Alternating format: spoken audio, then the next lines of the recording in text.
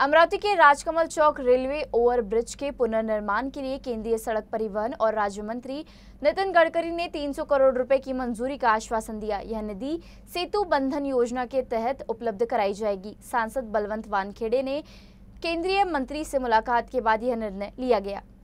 ज्ञात हो कि 50 वर्ष से अधिक पुराने इस पुल के जर्जर होने के कारण 23 अगस्त से इसे सभी प्रकार की वाहनों के लिए बंद किया गया है, जिससे शहर में गंभीर यातायात जाम उत्पन्न हुआ। अमरावती के सांसद बलवंत राव वानखेड़े ने बुधवार को केंद्रीय सड़क परिवहन और राजमार्ग मंत्री नितिन गडकरी से दिल्ली में मुलाकात की और लिखित पत्र के माध्यम से राजकमल चौक के रेलवे ओवरब्रिज के पुनर्निर्माण का मुद्दा उठाया। सांसद वानखेड़े ने केंद्रीय मंत्री को पुल के पुनर्निर्माण में तेजी लाने और केंद्र सरकार की मदद की आवश्यकता बताई।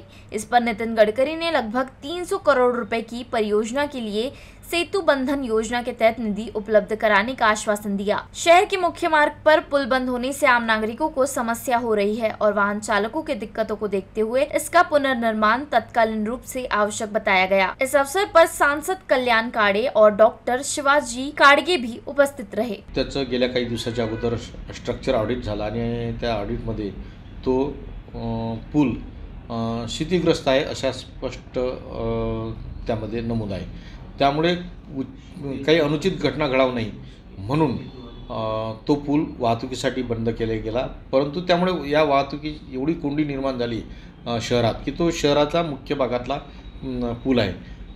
त्यामुळे खूप मोठी कोंडी निर्माण झाली।